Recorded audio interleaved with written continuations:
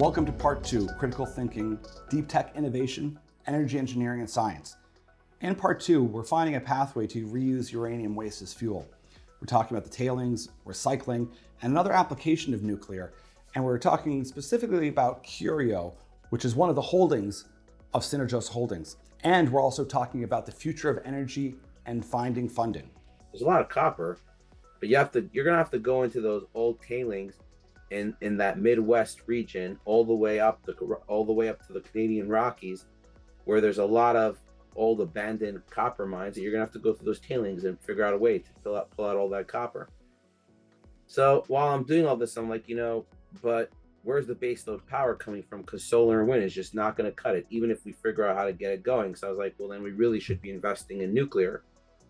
So I look at the nuclear field and I'm like, well, I want to get into that space. So I hire a bunch of engineers and start a company, Curio.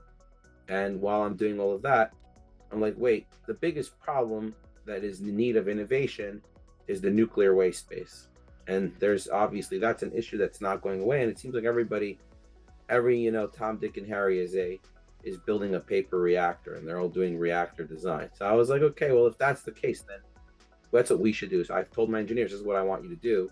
And I want you to do it something that's innovative and special, that has this innovation stack that can, really create a circular economy around nuclear. And that's what we've done. So when we look at nuclear today, it's very cool. You have now a whole brand new business line that you can pull out of nuclear. And I'll just let's just go through that for a second. Yes, absolutely. When you're talking about like a circular economy for nuclear, what does that mean? So let's just start from the beginning. So when you have nuclear right now, you have a once through system where you essentially are taking your nuclear waste, you're taking your nuclear, you use about 96%. 96% of the fuel is not used, only 4% of the fuel is used. And then the rest of it is basically going into these dry fuel casks where they are going to go to geologic storage. So in other words, if you think about it, 96% of the fuel was never used. That's extremely wasteful. If you recycle that fuel, just the uranium alone, you could probably use it 4 more times before you spent all the uranium in that fuel. So you could recycle the same stuff 4 times before you completely use it. Additionally, every time there's a fission process, you're also creating plutonium. Now, plutonium can be used for nuclear weapons, but it also can be used to power reactors. In fact, it's a more efficient fuel, which is like kind of ironic, because that while we look at plutonium in such a negative light, it can be used also to power a lot of people's homes, right?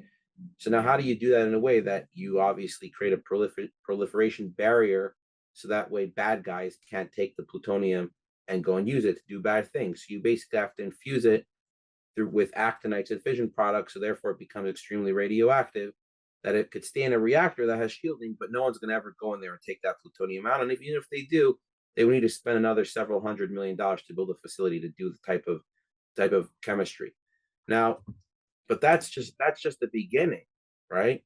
So besides for reducing the waste by 96% through recycling, and then going and having new fuel for the current reactors and advanced reactors, and then you can then develop advanced reactors because now you actually have the fuel for it, because that Russia is not dominating that sector anymore. You now have the ability to extract various radioisotopes that can give you space-based power sources, which would help our space economy. You have the ability to breed medical isotopes, whether it's for med tech, like for your X-ray or for your CAT scan or whatever, or even targeted alpha therapy, which could literally help cure the world of cancer. Then you have commercial isotopes. There's companies like Xeno Power and NDB that are working on nanodiamond batteries that are power sources that can work with supercapacitors, can end up giving you a power source. And there's obviously defense applications. So now suddenly you're looking at the nuclear waste as a very valuable commodity. And you're creating an entire circular economy around the nuclear waste. Just as someone who would be opposed to nuclear, that is often an area where they say, this is an issue. We don't want more nuclear waste. And now you're saying, well, I've got a proposal for you. We can solve that. And not only can we solve it, it solves one problem. Then it creates the circular economy, and we can monetize a waste product that we wanted to solve anyway. It's it's an amazing situation, but I can understand it would be challenging to convey that message to different groups. Oh, absolutely. And the funny thing is, ironically, is the reason why we're completely dependent on Russia and on China for all of our fuel is because that they're doing that already. Yes. France already recycles their nuclear waste. Japan with the Rakosha plant is already recycling they have their fuel security. It's the United States that has to buy fuel from other countries because number one, we killed our uranium mining industry. We killed our enrichment capabilities because we allowed the Russians to kill our there was a megawatts or megatons to megawatts program where at the end of the Cold War, we basically gave the Russians an opportunity to quote unquote give us all their warheads to downblend. They never gave them to us, obviously. Yeah. But we downblended something and we created it and turned it into fuel for reactors in the United States. And that in that process, the Russians were able to undercut all of the uranium mining groups, and they basically made uranium mining extremely expensive in the United States. And that was what gave the rise to the whole Kazakhstan and the Zan's uranium fuel. So right now, if the United States would ban uranium imports from Russia, they would have rolling brownouts in the United States because we wouldn't be able to fuel our reactors. I believe Canada has very similar problems Yep. on their stuff like that, right? Now, recycling obviously gives them an ability to do that. The CANDU reactor, which is being designed in Canada, is specifically a reactor that is supposed to be able to work off of a transuranic fuel after it's recycled. So that is being built for that purpose. Now, obviously, they'll have to have recycling in order to support that, and that is something that is something that's being explored. The thing is that to get there, there's such a heavy lift, Yeah. right?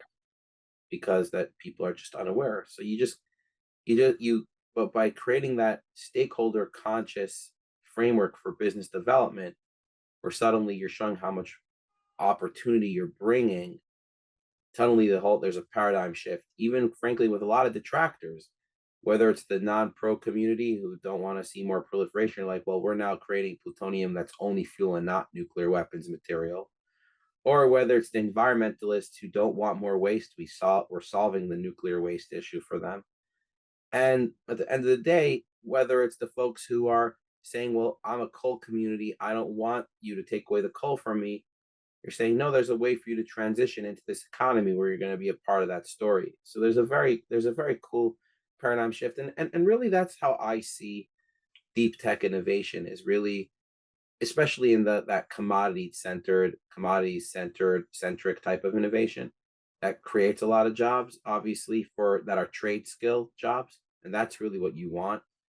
Because the fintech and the whole Silicon Valley ecosystem, those are not creating jobs for ordinary Americans. These are all college educated people. Most young men and women don't have that luxury to be able to go through that process to end up landing a job at Google or Apple and be coders, right? I wish that would be the case, but it's very naive to think that's the case. And frankly, we have to make a decision.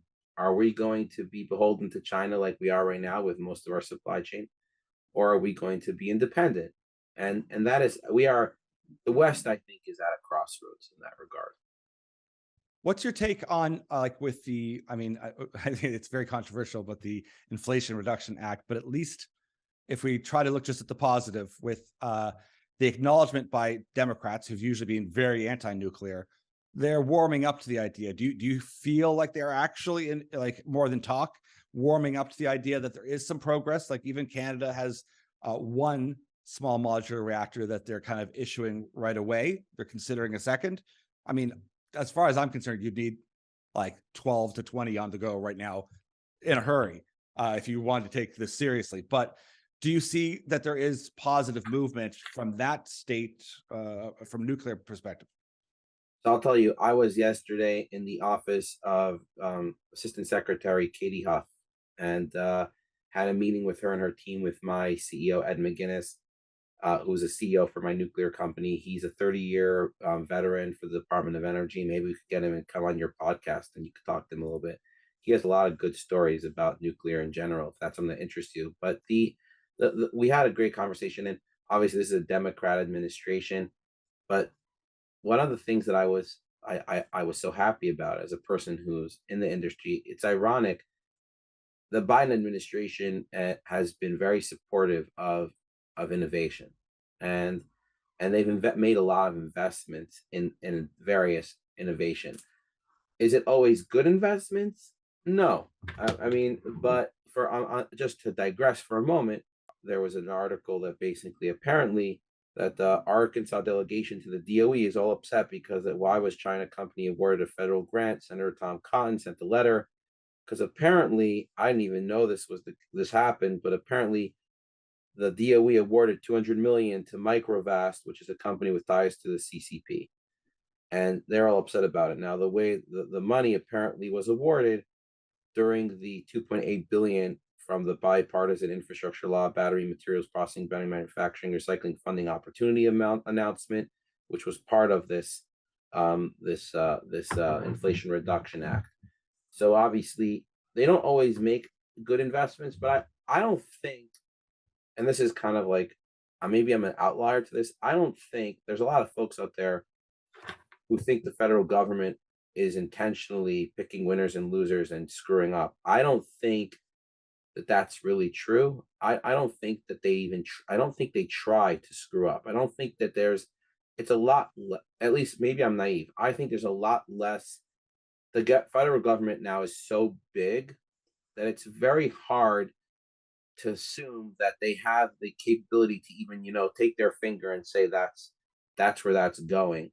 You have program managers who are going to pick the least riskiest project, and they're to that save your ass approach, that they don't want to take risk, and that frankly stifles innovation in a lot of ways, because then really innovative ideas don't get funded, right? There's a reason why, like, we'll jump into this for a minute. There's a reason why thorium molten salt reactors are not being built in the United States, right? Because that, and I've asked people in the government, why you're not funding any thorium molten salt reactor program. They're like, well, the US is committed. We've invested so much money into the uranium system that it would be such a high risk to go into the thorium system. And I'm like, wait, if you really believed in circular economics and you believed in holistic ideas, then you would know that a thorium reactor is the ending, is, so to speak, the final stage of a closed fuel cycle, where you have your light water reactors burning uranium. You then have your waste, you recycle it, you put the uranium back into the light water reactor, you take your plutonium, you put it into a fast reactor, you breed uranium 233 with your thorium in your fast reactor, and you put it into a uranium 233 isotope or nuclear material into a thorium reactor in an iso breeder configuration. That because the thorium is always producing two atoms but consuming one, it's constantly basically breeding itself. So it will never, you never will put into the reactor. You'll never take out of the reactor more than you put into it. So you basically are literally getting to that point where it's basically fusion, because it's essentially renewable, right? Yes. It's constantly renewing itself. But at the end of the day, DOE has not put any money into that space because they're just risk averse. They don't want to take risks. So when they go and they gave money to someone, I promise you, if they knew that Microvast, the guy, knew that Microvast was a Chinese influenced firm, he would have never given them the money, because this is the last thing he needs is a bunch of senators and an angry Arkansas delegation. Yeah. That's just the last thing they need. But that said, my relationship, my visit with Katie Huff was very positive, because that I saw a woman who clearly gets it and she wants to do good. And I think that that's, in general, a lot of public servants on both sides of the aisle, they want to do good, especially in this space. There's obviously everybody has their ideological differences, and when it comes to more education and on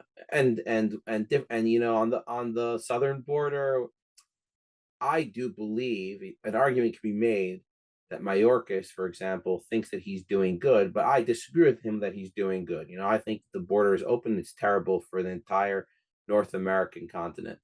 That said, he probably thinks he's doing a good job, and you have to bring that humanity to the discussion, because that we kind of, I think that's where we get lost, where we start becoming extreme. We allow the partisan and the polarization to take hold, and that's what has become really in all Western democracies. You look at England, you look at Canada. I've spoken to some of my Canadian friends. Oh my gosh, they hate Trudeau so much, like they're like it was such a passion. And I don't know the guy. I don't really. I'm too busy worrying about United States to know about Canadian politics, right? And I'm sure Canadians feel the same way about the United States, maybe a little bit different because we're like we. I don't know. I'm curious. How do you feel about Canada and the United States? You're obviously Yeah.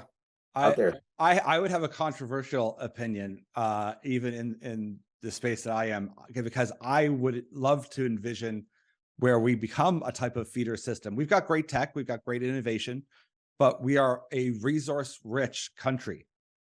We already have regulations and standards for permitting and for everything else that are well beyond ESG. So, like, we are already there. We just need a federal government to take action and to say, kind of like where I see Synergos is let's be patriotic. Let's know what we're good at. We can do it clean. We can do this fairly if it's funded properly. And we can surgically go in, get the zinc, get the copper, get the things that we need. And guess what? We could have a gigafactory in Saskatchewan. We could have one in Quebec. We could have one here. And we could be working with the US and with tech to supply all of these key ingredients, whether it's the rare earths for all the Teslas and whatnot, because the magnets that you need those, whether it's vanadium for the giant vanadium redox batteries.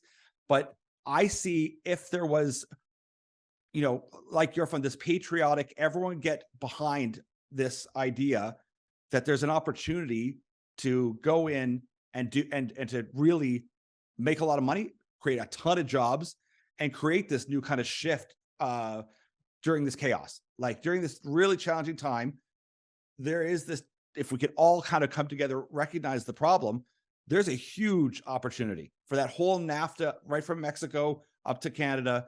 And so for me, I would love to see that feeding of a lot of raw materials right to the States, get on board with nuclear. I came across you guys in part because of Curio, and I was just so blown away by the molten salt reactor, and of course, then frustrated. And I don't pretend to understand enough. But when you see solutions like this, and being in mining, I've seen this for years and years and years, where there's inaction, and you think, listen, if we're going to do this shift and we're going to do all this green stuff, why aren't, like, you can't just kind of like say with the Inflation Act with Biden, go, we need lithium now, go get it. You go, well, there's one mine in the US. That's it. Like, what do you mean go get it? It's going to take 17 years to permit some of these. Like, and it's not because they're being, absurd or ridiculous. They just don't know.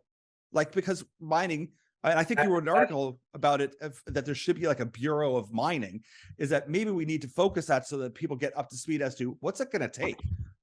So it's very interesting that you mentioned the Bureau of Mines, because if you look at it from a historical perspective, the U.S. Bureau of Mines that led to that economic mining boom in our Western Hemisphere, specifically North America. The U.S. Geological Survey was working with the Bureau of Mines under the Department of Interior. They had a mandate to create projects.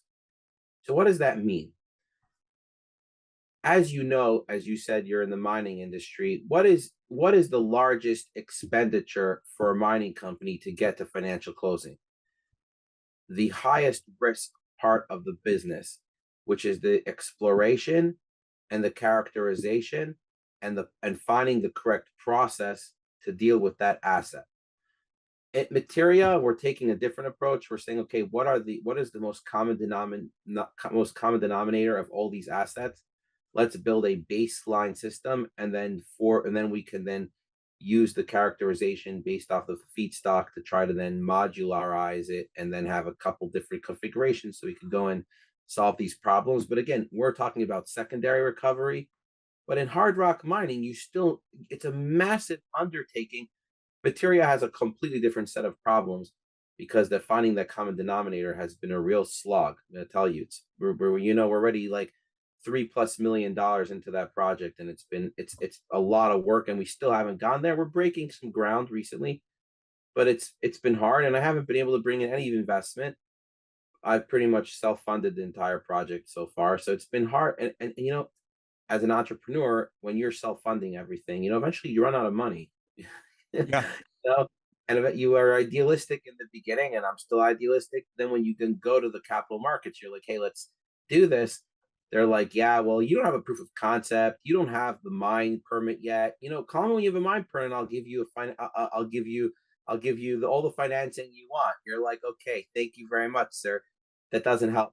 Yeah. What the federal government, whether it's the Canadian government or the United States government, should be doing, they should be creating creating a joint bureau of mining or something like that, that with joint resources, perhaps even from the Five Eyes, pulling together resources, sort of like a NATO, but for manufacturing. They'll come in and they're going to de-risk the entire project. If you're willing to do this for the national interest, we're going to come in, we're going to public-private partnership with you. You're going to put up some capital, so that way we show that you have skin in the game, 2080 or something like that, and we're going to help you de-risk this entire project. We're going to help you do all the geologic survey, help you do the characterization. We're going to help you figure out what is the actual best process for this to maximize your profits. We're going to help you with the infrastructure, and then say thank you, have a good day, and just make one clause: you cannot sell your stuff to China.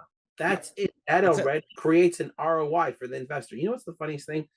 Some of the most conservative members of Congress, like the Freedom Caucus, the like Marjorie Taylor Greens of the world, who are like don't want to spend a penny when I talk to them about these things. And I'm pretty much like I used to be a lot more conservative in my younger age, but I've become as an acolyte type of person, but I've become a lot more pragmatic, because once you're in the world of business, you realize that you gotta be magnanimous and get people to come. You have to it takes a village, right? You can't just do it yourself. But at the same time, hearing that the fact that these people I would be told by conventional businessmen would be like, oh, they're never going to let you spend any money, and they're 40 or 50 votes in Congress, and we have a several vote majority. We're never going to be able to pass any bills where we spend money.